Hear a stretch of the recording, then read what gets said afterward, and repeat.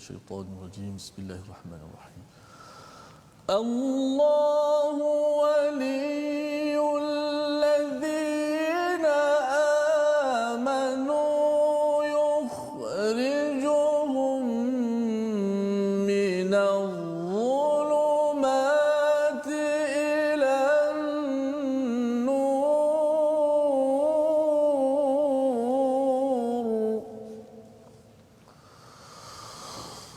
والذين كفروا أولياؤهم الطاغوت يخرجونهم من النور إلى الظلمات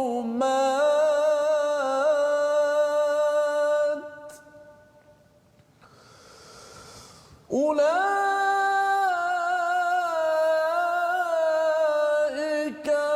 أصحاب النار هم فيها خالدون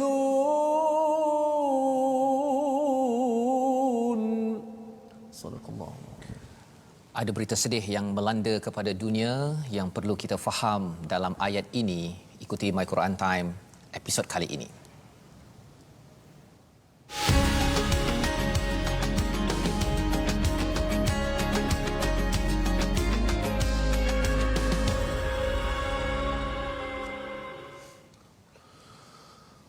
أعوذ بالله من الشيطان الرجيم بسم الله الرحمن الرحيم الحمد لله رب العالمين الرحمن الرحيم مالك يوم الدين إياك نعبد وإياك نستعين اهدنا الصراط المستقيم صراط الذين أنعمت عليهم غير المغضوب عليهم ولا الضالين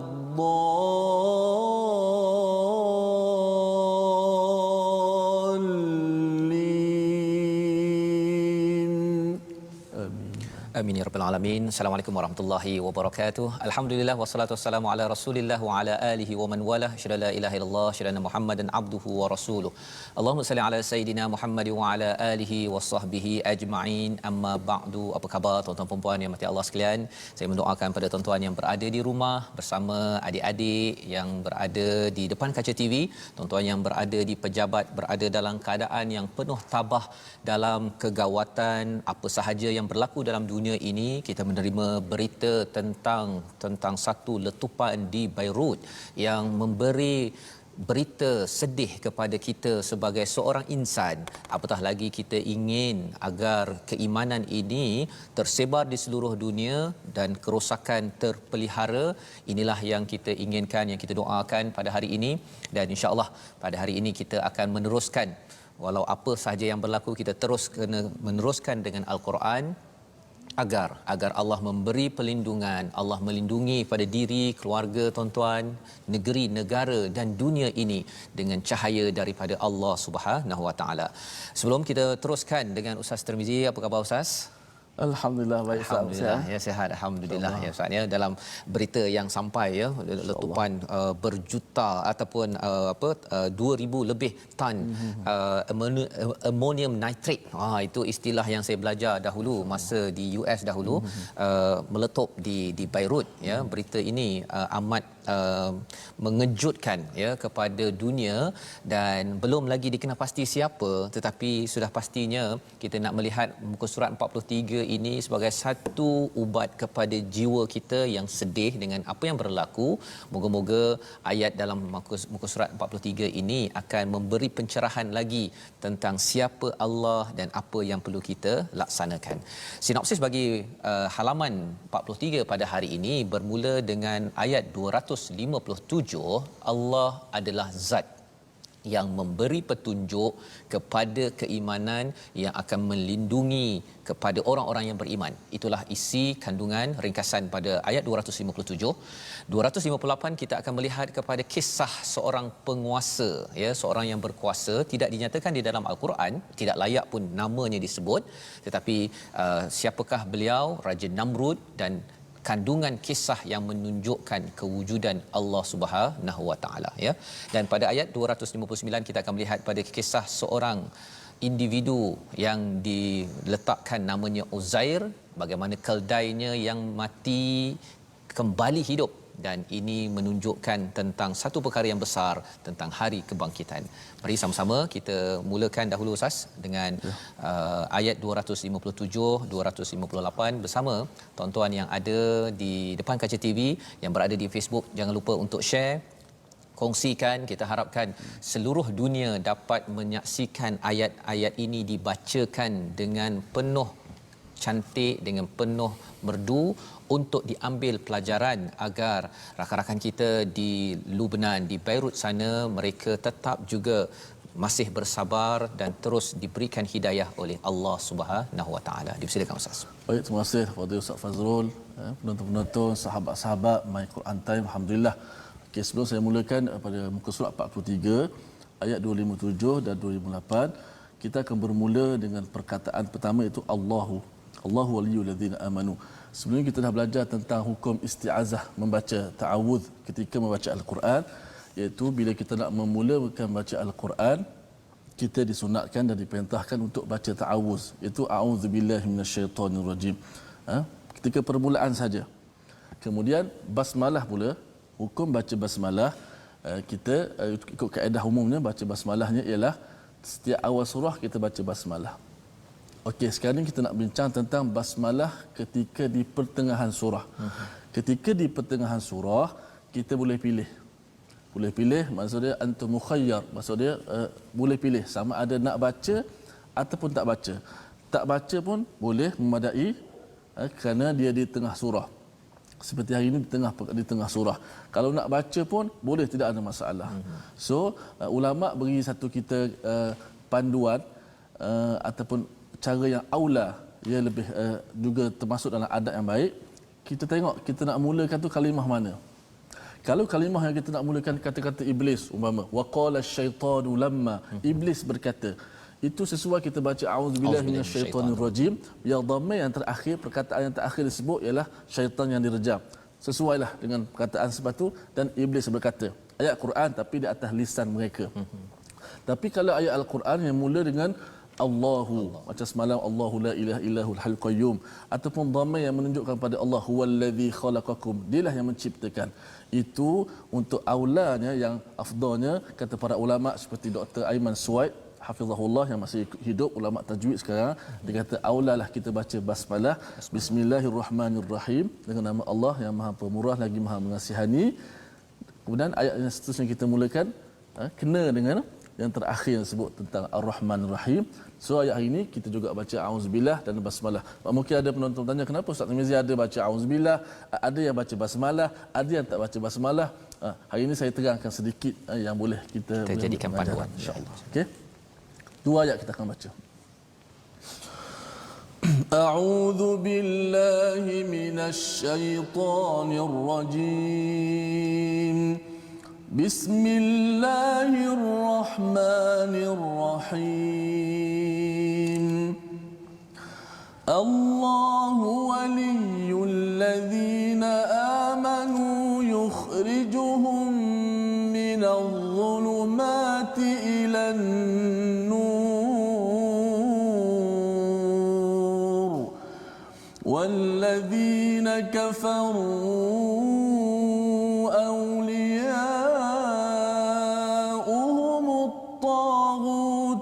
يخرجونهم من النور إلى الظلمات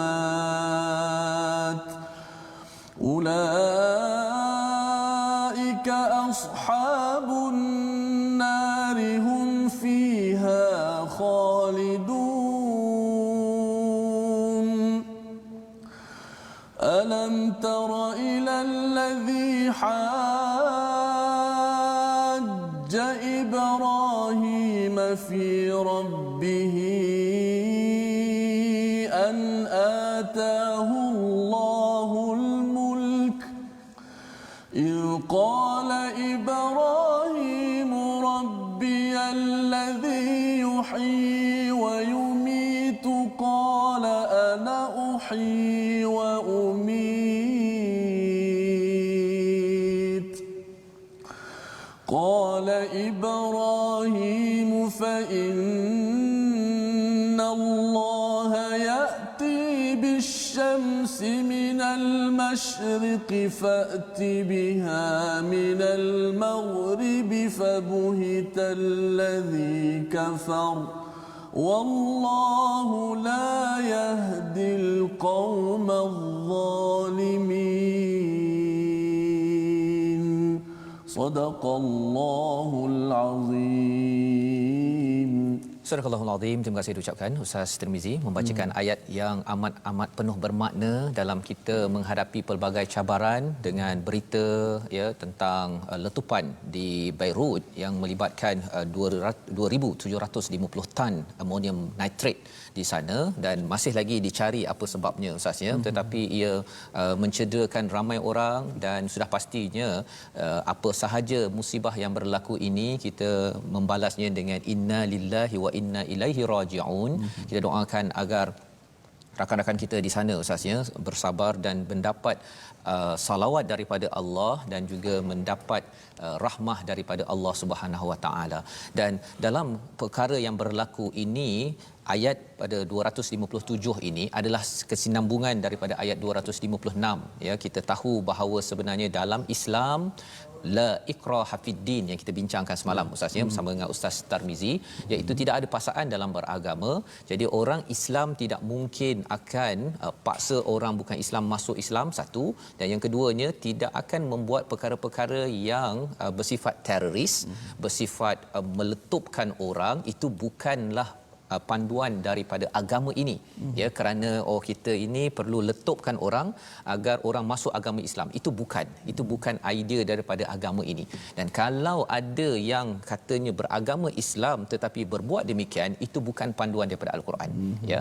Dan lebih itu Allah nyatakan pada ayat 257, Allah pelindung orang-orang yang beriman, dia mengeluarkan mereka daripada kegelapan kepada cahaya ya. Allah ini sebagai wali, ada dua istilah Ustaz ya. Di hujung surah Al-Baqarah nanti kita akan bertemu dengan istilah maulana. Okay. Ya, wali dan maulana. Dia dua-dua ada kaitan. Tapi wali ini maksudnya adalah pelindung ya. Kalau maulana ini adalah yang melindungi dan akan membuat tindakan melindungi. Apa maksud bezanya? Kalau wali ini dia mungkinlah, kalau katakan saya Ustaznya, saya ini wali kepada anak saya. Saya melindungi anak saya, tetapi bukan setiap masa saya ini sebagai pelindung. Ada masa saya melindungi, kalau saya sibuk macam ni, saya mungkin tak sempat nak melindungi anak saya. Saya masih wali. Maksud ada beza wali disebut pada Allah dan pada ayah tadi. Ya, okay. Jadi bila katakan pada ayah, saya sebagai wali, saya ni nak saya nak ada perasaan nak melindungi ya. Tetapi saya mungkin tidak dapat melindungi 24 jam. Dia kalau 24 jam itu maulana. Ya. Jadi bila Allah ini dari segi nak melindungi, memang pun memang Allah ini sifatnya nak melindungi kepada semua orang beriman, kerana orang-orang ini sentiasa menyerah kepada Allah SWT. Dan dalam masa yang sama, Allah ini adalah maulana. Setiap masa Allah akan buat apa sahaja untuk melindungi kepada orang Islam.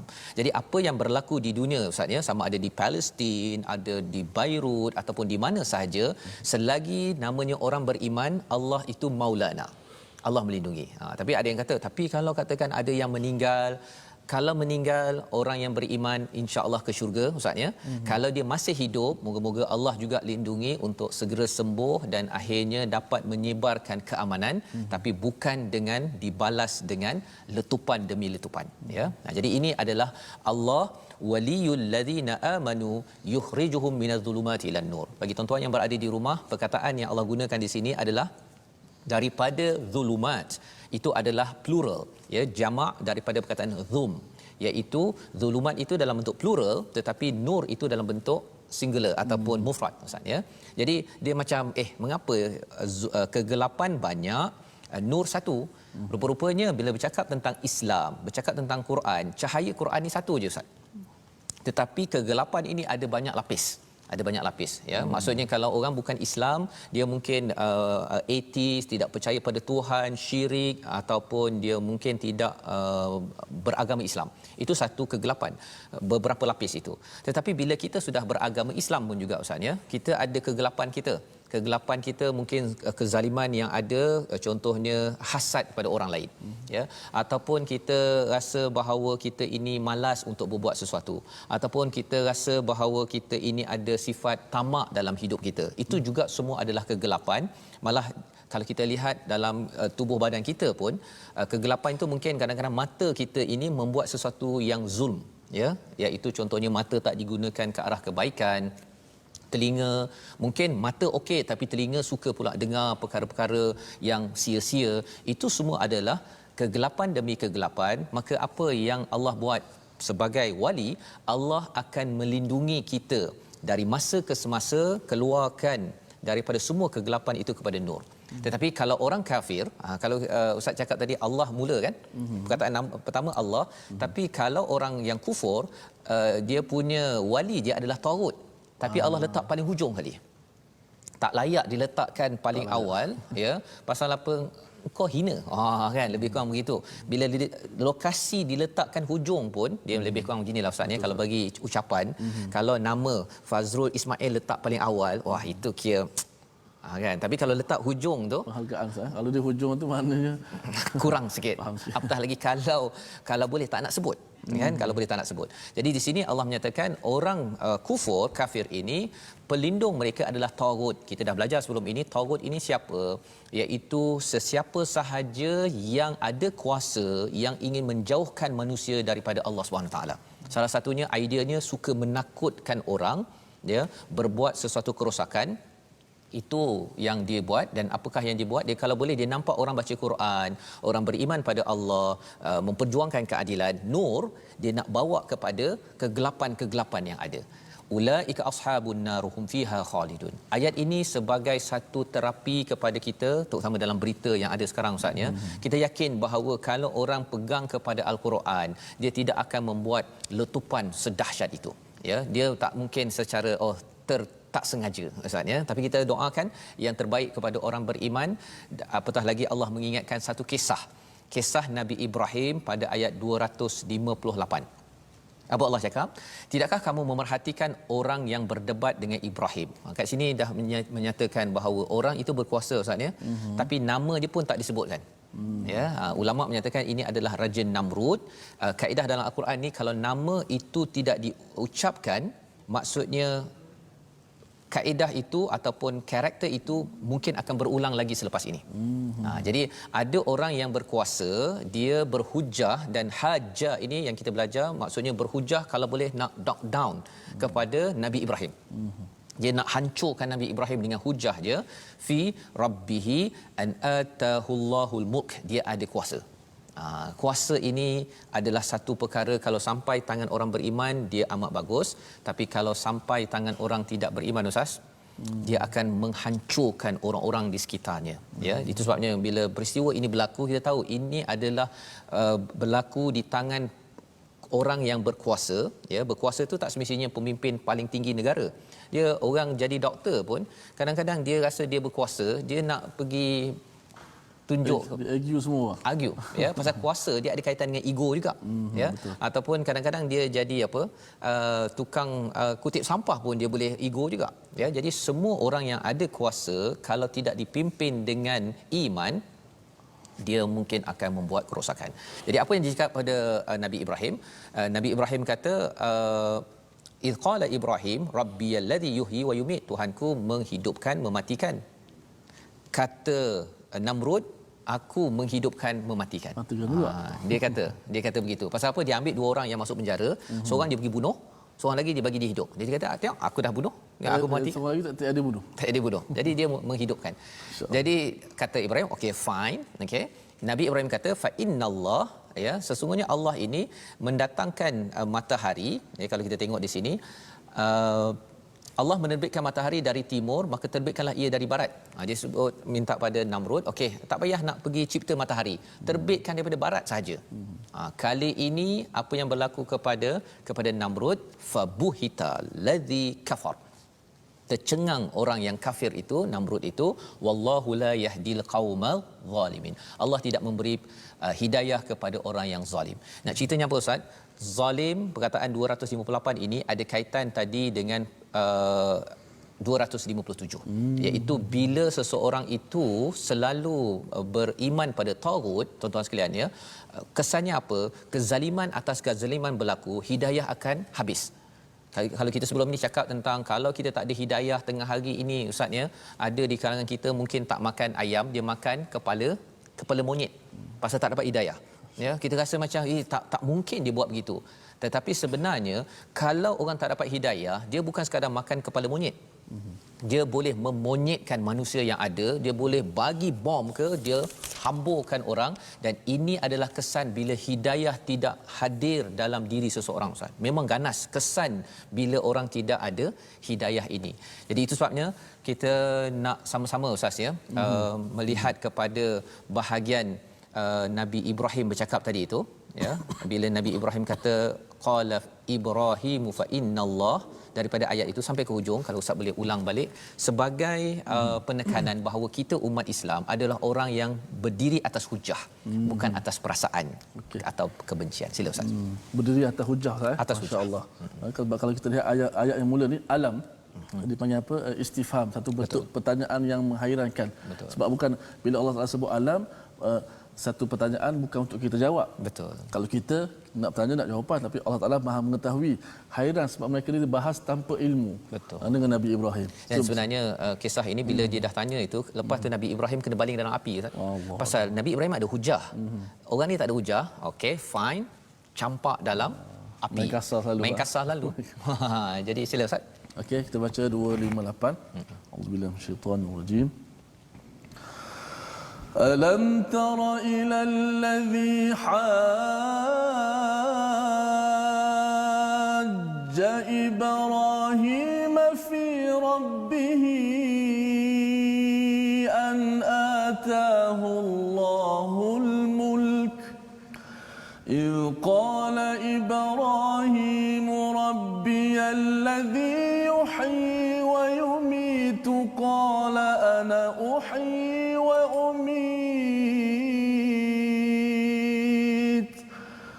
قال إبراهيم فإن الله يأتي بالشمس من المشرق فأت بها من المغرب فبهت الذي كفر والله لا يهدي القوم الظالمين. Sadaqallahul azim. Sadaqallahul azim. Ayat 258 ini mencerahkan kepada kita Ustaz, ya, bila Allah Ustaz cakap tadi alam tara itu maksudnya Nabi memanglah tidak ada pada zaman Nabi Ibrahim. Allah bawakan agar kita nampak betapa dahsyatnya seorang yang ada kuasa bila dia tidak berasaskan pada nur daripada Allah SWT, hidayah daripada Allah, dia akan membuat kerosakan. Ya, dia tercengang, dia dah kalah dah ni sebenarnya, tapi kalah dia, lepas tu dia main kasar Ustaz. Main kasar. Dia campak dalam api Ustaz. Dia campak dalam api dan dia main cara fizikal. dia main cara fizikal untuk menjatuhkan orang yang memperjuangkan keadilan. Jadi perkara ini untuk tuan-tuan yang kita berada di rumah, kita mendapatkan hidayah daripada al-Quran ini adalah untuk kita yang mungkin kuasa kecil, kuasa besar, kita nak pastikan kalau kita ada kuasa nanti ataupun kita berinteraksi dengan orang yang ada kuasa, pemimpin, kita nak pastikan pemimpin itu atas dasar hidayah. Bila atas dasar hidayah, maka dia jadi seperti Nabi Ibrahim yang memperjuangkan orang-orang di sekitarnya, bukan melanyak ataupun merosakkan orang-orang di sekitarnya. Membawa kita kepada perkataan kita pada hari ini, iaitu perkataan, mari sama-sama kita perhatikan, wali ataupun waliya, yang bermaksud pelindung ataupun penolong. Berulang 232 kali di dalam al-Quran. Maksud wali ini bukan sekadar kawan biasa-biasa ustaz ya. Bukan yang biasa-biasa. Kalau kawan makan minum itu kita tak gelar wali. Ya, ini kawan yang betul-betul bila kita ada masalah kita mengadu, yang rapat, ya, betul, yang rapat. Ketika senang, ketika susah. Ya, jadi wali yang paling pasti adalah Allah. Ketika senang Allah akan bantu kita. Ketika susah kita pun akan dibantu Allah. Syaratnya apa? Senang susah kita mesti jadikan perkataan Allah Al-Quran ini sebagai BFF, sebagai best friend forever. Jadi itulah yang penting kita beri perhatian, dan moga-moga pada dua ayat ini akan memberi semangat kepada kita. Kita mungkin tak boleh nak buat apa ustaz ya, kalau bercakap tentang nak tegur pemimpin ke apa sebagai banyak sangat, tetapi sebenarnya bila Quran sampai dia boleh membuat transformasi. Ya, itulah yang mentransformasikan Abu Sufyan pada zaman Rasulullah. Abu Sufyan ni ganas betul ni dekat Mekah ya, dia terlibat dengan perang Badar. Tapi bila sudah Fathu Mekah, bila dah masuk pembukaan Mekah, dia kembali kepada Islam. Inilah Abu Sufyan yang memperjuangkan orang-orang B40 ya, orang-orang miskin, orang-orang yang dia pernah lanyak dahulu, tapi bila masuk Islam dia memberi sumbangan kepada dunia. Harapnya kita menyambung kembali selepas ini. My Quran Time, baca faham aman insya-Allah.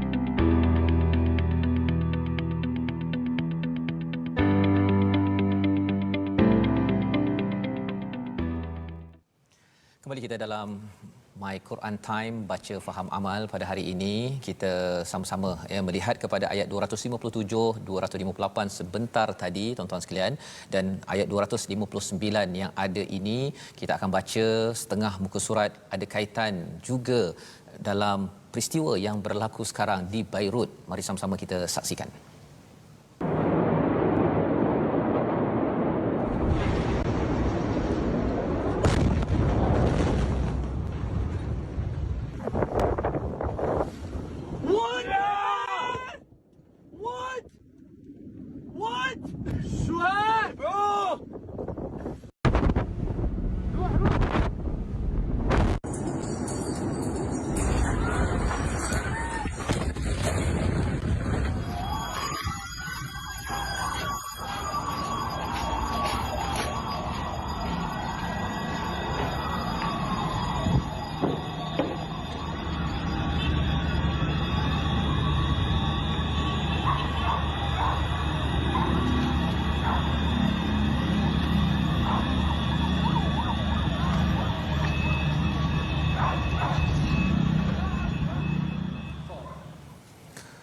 Subhanallah, itu adalah apa yang berlaku kepada negara di kawasan Timur Tengah sana, di Lebanon ataupun di Beirut, di mana melibatkan 2,750 tan ammonium nitrate ya, yang memberi kesan yang besar.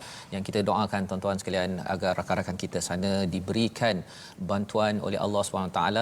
Dan bila kita melihat perkara sebentar tadi itu, runtuhnya bangunan-bangunan yang ada ya, dia akan melibatkan memberikan banyak kesan-kesan sampingan pada orang di sana.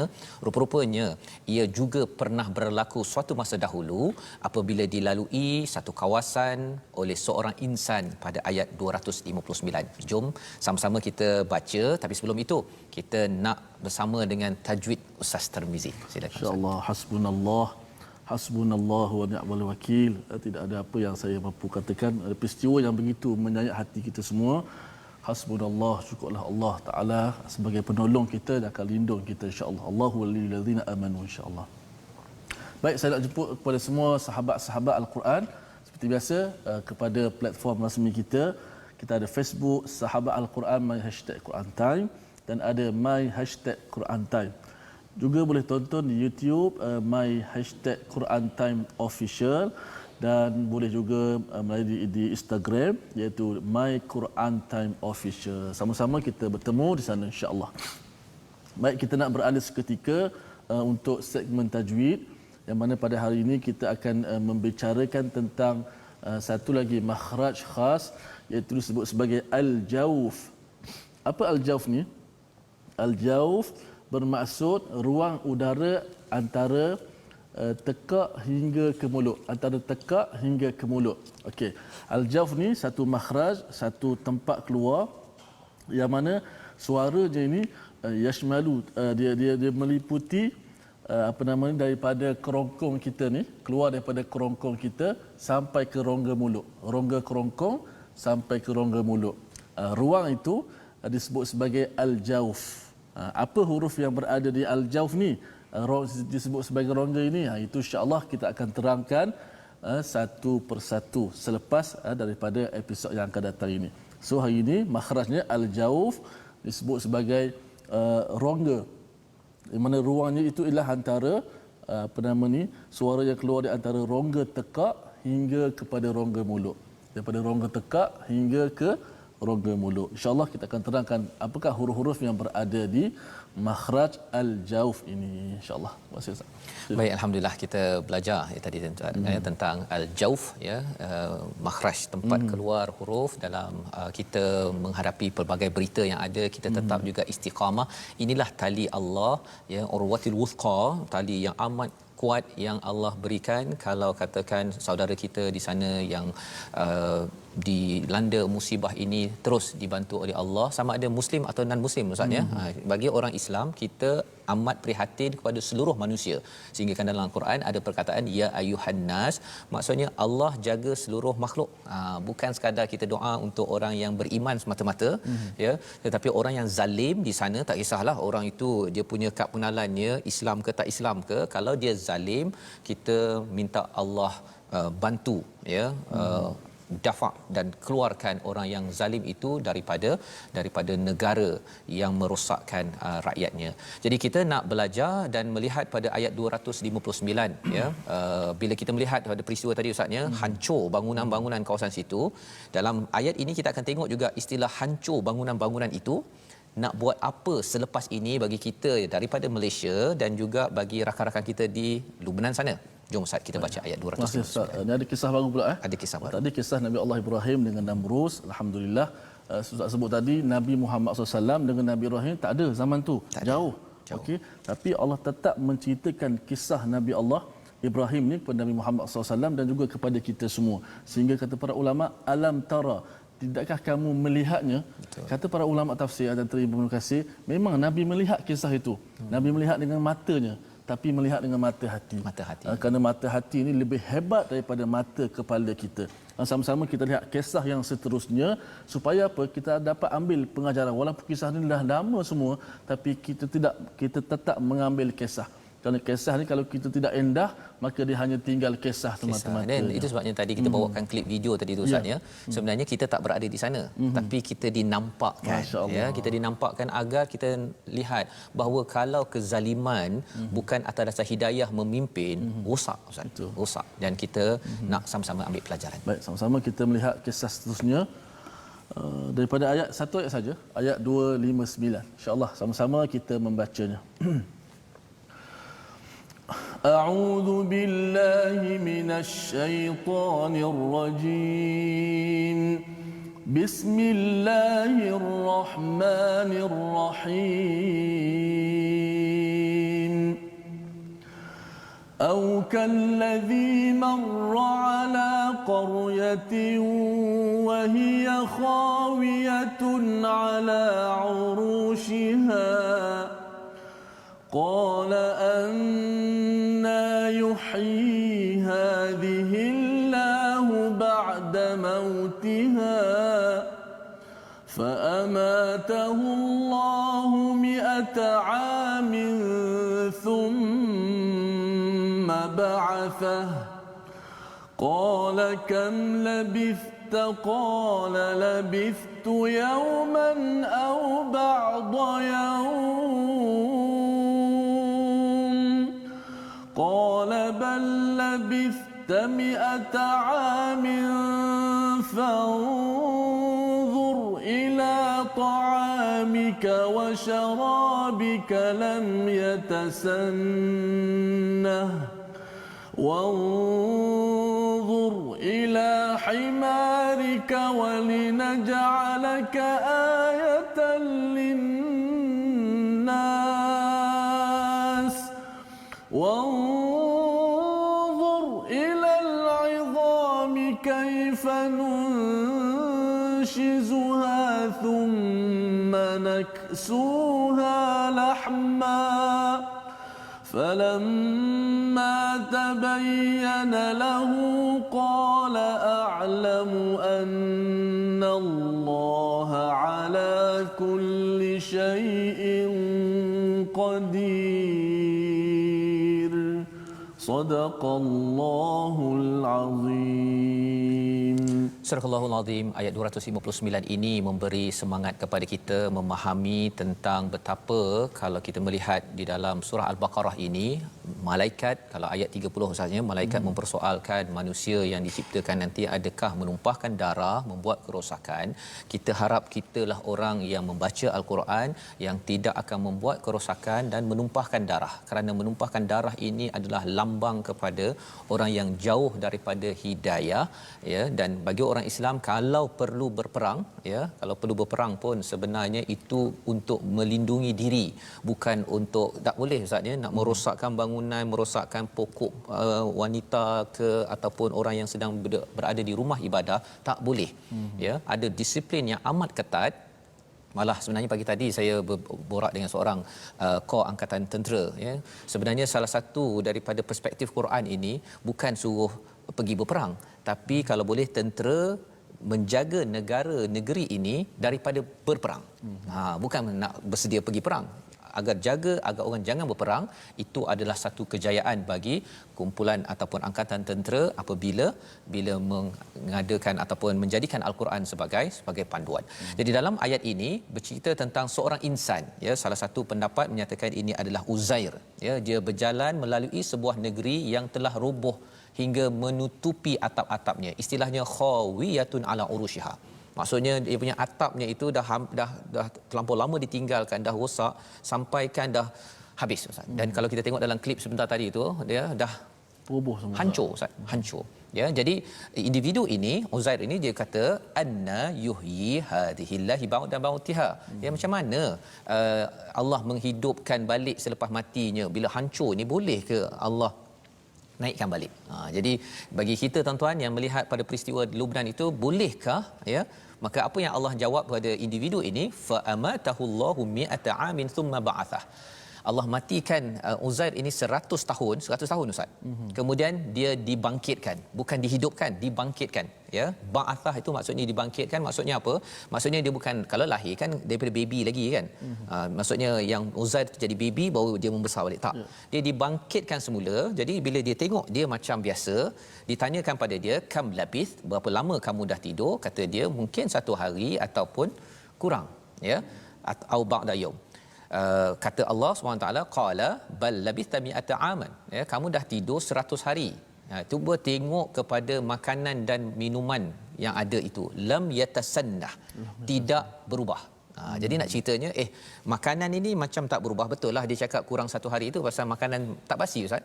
Kalau kita ada susu kan, kalau kita letak 1 hari pun dekat luar, bukan dalam peti ais, hancur kan, jadi berketul kan. Jadi dia tengok itu betul, tetapi wanzur ila himarika, dia tengok kepada himar kamu, walinaj'alaka ayatan linnas, dia tengok pada himar dia itu dah hancur ya, tulang-tulangnya dah habis hancur. Wanzur ilal idhami kaifa nunshizuha, tulang yang dah hancur itu ya, kaifa nunshizuha, kami menyusunnya balik. Nunshizuha daripada perkataan nusyus, ustaz. Nusyus kan kalau dalam surah An-Nisa cerita pasal kalau isteri yang derhaka, dia tengah ni kan, itu namanya nusyus. Jadi bila nunshizuha maksudnya sini dia dalam keadaan kacau-kacau tu, kemudian Allah cantumkan balik, thumma naksuha lahma, letak daging balik semula, jadi himar hidup balik semula ya. Jadi bila berlaku perkara ini mengejutkan kepada Uzair, falamma tabayyana lahu qala a'lamu anna Allah ala kulli syai'in qadir ya. Apa kesimpulan daripada Allah SWT, maka ketika telah jelas baginya, dia pun berkata, aku mengetahui bahawa Allah Maha berkuasa atas segala sesuatu. Jadi dia persoalkan, bolehkah bandar yang hancur tadi itu bangun kembali ya. Kalau katakan kita melihat pada sejarah Nagasaki, Hiroshima ustaz ya, sebenarnya Allah boleh bagi izin untuk bangkit kembali ya. Itu satu. Tapi lebih daripada itu, bangkit ini, ba'athah ini adakah hanya di dunia? Itu satu ya, kita doakan pada rakan kita di Lubnan sana bangkit balik dengan pertolongan Allah. Tapi lebih penting daripada situ, kita akan bangkit balik di akhirat nanti, di hari bi'athah, di hari kebangkitan. Pada waktu itu adakah kita sudah bersedia? Jadi kalau orang yang beriman, dia bersedia untuk bangkit balik, rindu pun nak bertemu Allah SWT, walaupun di atas dunia ini sahabat kita di Lubnan dalam keadaan yang amat duka lara ustaz ya, tetapi iman tetap perlu dipegang. Dan bagi kita yang berada boleh membaca Al-Quran ini, kita kena pegang betul-betul, kena pastikan orang-orang yang berkuasa, tuan-tuan yang berkuasa jadi pemimpin dalam rumah, luar rumah ya, tidak jadi seperti Namrud tadi ustaz ya, pada ayat 258 ya, di mana Namrud ini dia berhujah nak menyatakan saya ni hebat, dan bila dia dah kalah, dia pergi serang orang yang betul ya. Dan itu bukan kaedah orang-orang yang beriman. Orang beriman macam Nabi Ibrahim, bila dia berhujah kalah, lepas tu dia terus lagi bercakap lagi, terus lagi bergantung kepada siapa? Kepada Allah. Kerana bercakap tentang wali tadi ustaz ya, Allah mengeluarkan daripada kegelapan pada nur. Nur Allah ni tak macam nur kita, cahaya lampu ataupun TV tuan-tuan ya. Kalau katakan saya ada ni, ini pointer ustaz ya, pointer dia ada, saya letak kertas kat sini. Kalau saya tekan pointer infrared ni, ada cahaya. Ada cahaya, tak tahulah keluar ke kat TV. Lampu okay. Cahaya. Lampu ada cahaya ya, warna merah ni. Tetapi kalau cahaya ini dekat kertas nampak? Nampak ya, ada gerak-gerak ni. Okey, nampak ke? Okey. Tapi kalau saya letak cahaya ini dekat TV kat belakang ni, ya, tak nampak ustaz. Ya. Cahaya ni tak nampak. Pasal apa? Cahaya infrared ini dia tak power, tak kuat macam cahaya dekat belakang. Dan kalau dalam hidup kita ini kita ada cahaya ilmu kita, kita belajar, ada ijazah master, PhD, kita rasa kita dah ada cahaya. Tetapi bila kita baca Quran, cahaya daripada Al-Quran ini dia akan makan kepada segala idea-idea kita yang tak semestinya terbukti benar, yang perlu pimpinan daripada Allah Subhanahu Wa Taala. Jadi tuan-tuan puan-puan dimati Allah sekalian, harapnya dengan kita membaca daripada halaman 43 ini, sambungan daripada halaman 42 ada ayat kursi ustaz ya. Allah la ilaha illa huwal hayyul qayyum, Allah Maha menghidupkan. Allah bawakan bukti pada kisah Nabi Ibrahim, Allah Maha menghidupkan, Allah Maha meneguhkan, menjaga. Pada peristiwa Uzair, Allah boleh menghidupkan dan Allah boleh establish, meninggikan, membina semula kita di dunia ini ya. Bandar Lubnan Allah boleh bantu insya-Allah, dan lebih daripada itu Allah boleh bina balik kita di akhirat nanti. Yang pentingnya apa? Bila Allah bawakan kisah ini nanti pada hari esok Ustaz, kita akan sambung lagi kisah Nabi Ibrahim. Allah nak bawakan apa ni? Bila kita yakin Allah ini Maha menghidupkan, kita tak bimbang kita ini dibunuh ataupun diserang oleh sesiapa. Kesan pada Nabi Ibrahim, kesan kepada Nabi Muhammad, kesan kepada kita ialah apa? Kita yakin bahawa saya mesti bersemangat dalam hidup memperjuangkan keadilan. ya, saya perlu berjuang betul-betul, jangan bimbang pasal tak ada rezeki, ada orang yang akan kutuk saya, bunuh saya apa sebagainya. Nabi-nabi tidak rasa begitu. Pasal apa? Pasal yang betul-betul menghidupkan adalah Allah Subhanahu Wa Taala. Moga-moga ini membawa kita kepada resolusi kita pada hari ini, ya. Mari sama-sama kita perhatikan.